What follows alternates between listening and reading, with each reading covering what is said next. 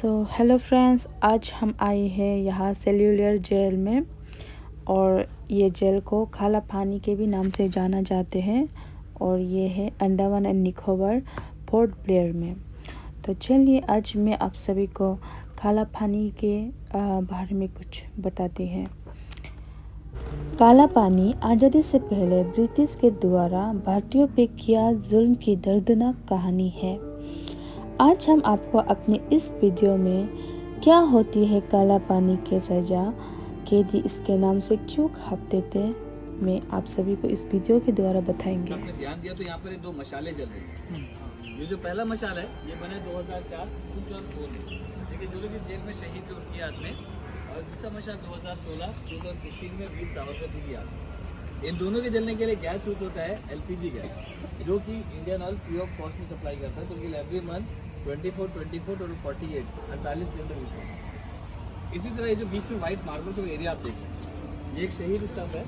तो जो 1857 का सिपाही विद्रोह था, फर्स्ट वॉर ऑफ इंडिपेंडेंस, उसमें जो शहीद हुए उनके हाथ से बनाया गया। इसे बनाया गया 1985 और यहाँ पे जो सिटिंग अरेंजमेंट है ये लाइट एंड शॉट शो है। शाम में जब यहाँ पर शो होता है, इस शो में स्टोरी ये पीपल का पेड़ बताता है। देखने में लगेगा नहीं, मगर जो पेड़ आप देख पा रहे हो जेल के बनने के पहले से था। लेकिन इस पीपल के पेड़ ने जेल को बनते, अंग्रेजों का अत्याचार सब कुछ देखा। मगर 28 जून 1998 की रात में एक साइक्लोन वेदर, काफ़ी तेज हवा में ये पेड़ जड़ से उखड़ गया था। इसके गिरने के बाद इनके जड़ों को वापस गाड़ा गया, उन्हीं जड़ों में से निकला हुआ नया पेड़। तो शाम में जब ये शो चलता है, स्टोरी ये पेड़ ही बताता है, स्वर्गीय ओमपुरी जी की आवाज़ के साथ। फिलहाल शो का अपग्रेडेशन चल रहा है, तो शो भी बन रहा है। लेकिन जेल को अंग्रेजों ने बनवाया, और जेल को अंग्रेजों ने बनवाना स्टार्ट करा 1893 में। ये जेल में अगर रेडी हुआ था, कम्प्लीट हुआ था 1906 में, तो जेल को बनने में 13 साल 13 ईयर्स लगे। लेकिन जेल को बनाने के लिए अंग्रेजों का एस्टिमेट कॉस्ट था 5,17,352 रुपीज़। बट इतने कॉस्ट में जेल कम्प्लीट नहीं हो पाया। इस जेल को कम्प्लीट कॉस्ट आ गया था 7,83,994 रुपीज़, अराउंड 8 लाख रुपीज़। तो जेल जब बना, इस जेल को स्टार के शेप पे बनाया गया, जैसे आप पे हाथ देख पा रहे हैं।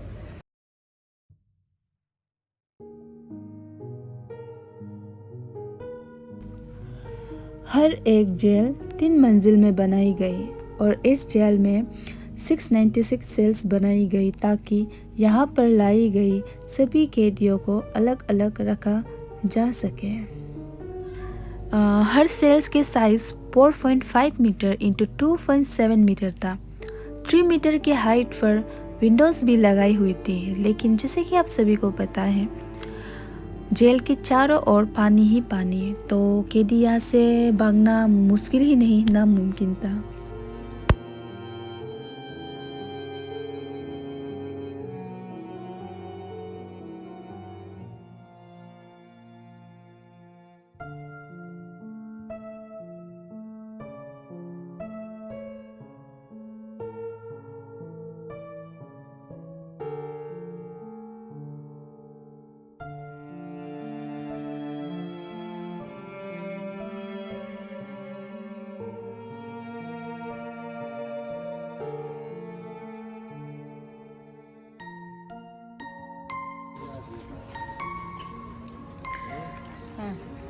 और यहाँ मार्केट में यहाँ उसको नहलाना धुलाना, जो उसका लास्ट फाइट होता है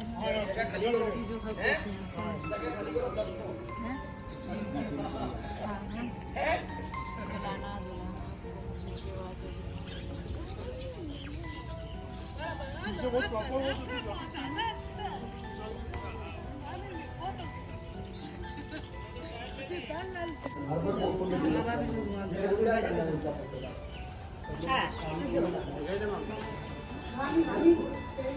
तो फिलहाल तो देखिएगा, अभी हम लोग जहाँ पे हैं, ये था वर्क शेड, काम करने की जगह। इस वर्क शेड का अगर आप देखोगे, जो बनाया गया था इसी तरह लकड़ी के बीम और ऊपर ये टीन थे। वैसे टीन और बीम चेंज हो गया है, क्रॉस प्लेटें बाद में लगाई गई, अंदर पूरा फ्लोरिंग बाद में हुआ है। पर ये जगह, ये प्लेस हुई जहाँ पर ये वर्क शेड था। तो यहाँ पर कैसे काम कराए जाते थे, अब आप उनके मॉडल देख सकते हैं। तो यहाँ पर सबसे पहले कैदियों को नारियल छीलने थे। नारियल छीलने के लिए जो कोकोनट से नारियल है, इन्हें मारकर इनके ऊपर इस तरह के छिलके होते हैं, इन छिलके को अलग करना था। आप देख पाओगे इन छिलकों में जो रेशे, इन्हें निकालने के लिए इस तरह की लकड़ी यूज किया करते थे। लकड़ी से मारकर रेशों को निकालते थे। इसके बाद उन रेशों में से उनको रस्सियां बनानी थी और रस्सियां बनाने के लिए इस मशीन का यूज होता था। अगर आप ये मशीन देखोगे तो ये जो हुक्स है वो अलग डायरेक्शन पर है, एक इस तरफ है तो इस तरफ। इन हुक्स पर रेशों को फंसाकर जब हैंडल पर राउंड घुमाते थे ये रेशे ज्वाइंट होकर रस्सियां बनकर निकलती थी। इस तरह एक दिन में एक कैदी को 4 LBS जो कि 4 पाउंड के आसपास पर रस्सियां बनानी थी। वैसे जो मशीन है ये लोहे का है, उस समय का ओरिजिनल है। इसके बाद इसमें तेल निकालना, ऑयल में। ये जो ऑयल मिल है इसमें एक दिन में एक कैदी को 40 पाउंड 40 पाउंड तेल निकालना था। 30 pound coconut oil, 10 pound mustard oil. तो तेल निकालने के लिए ड्राई कोकोनट सूखा हुआ नारियल पॉट पे डालते थे और जब ये हैंडल पर राउंड घुमाते थे तो नारियल पिसने के बाद तेल साइड के पाइप से बाहर आता था। वैसे जो ऑयल मिल है ये लकड़ी का है, मॉडल है, ओरिजिनल नहीं।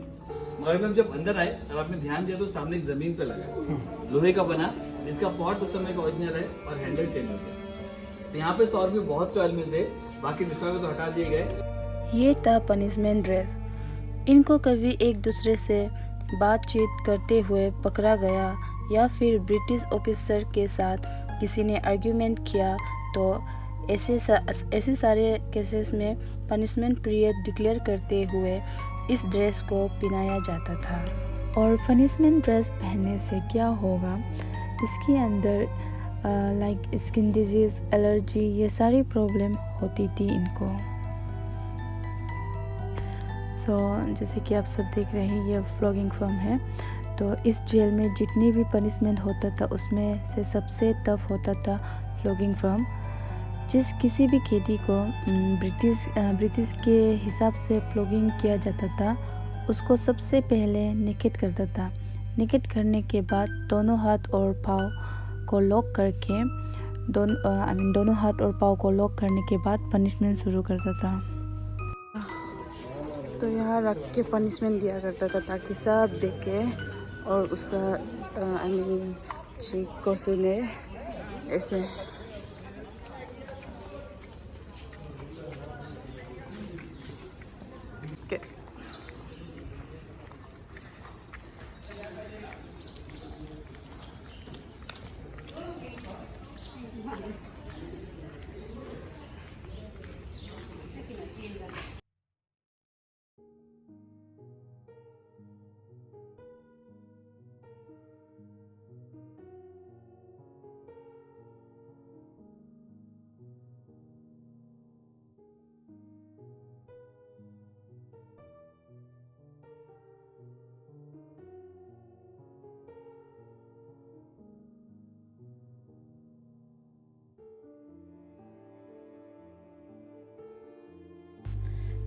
इस रूम में विनायक दामोदर सावरकर जी को रखा गया।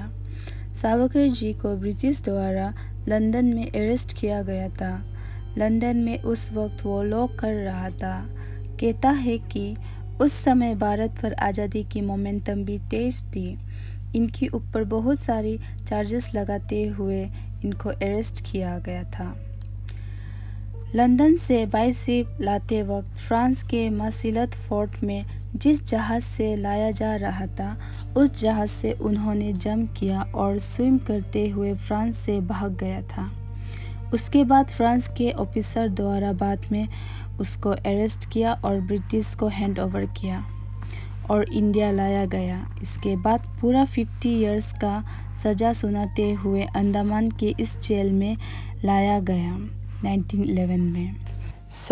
1911 से 1921 तक पूरा 10 साल रखा गया इस जेल पर। 50 में से जब 10 साल की सज़ा ख़त्म हुआ उस समय यहाँ से पहला ट्रांसपोर्टेशन की शुरुआत हुई। बहुत सारे फ्रीडम फाइटर को वापस भेजा गया। तो सावरकर जी को भी यहाँ से शिफ्ट किया रत्नागिरी जेल अगले 3 साल तक। महाराष्ट्र की रत्नागिरी जेल में रहने के बाद 1924 में ब्रिटिशर्स के द्वारा सावरकर जी को नज़रबंद करते हुए होम अरेस्ट किया और कंडीशन दिया गया कि कोई फ्रीडम स्ट्रगल या पॉलिटिकल एक्टिविटीज़ में अनदर 5 इयर्स तक पार्टिसिपेट नहीं कर सकते। ऐसे में जब एक बार रिलीज़ होने के बाद सावरकर जी 1966 तक जीवित रहे। इंडिपेंडेंस के बाद 1966 में इनके डेथ हुआ जब इनका एज था 83 इयर्स।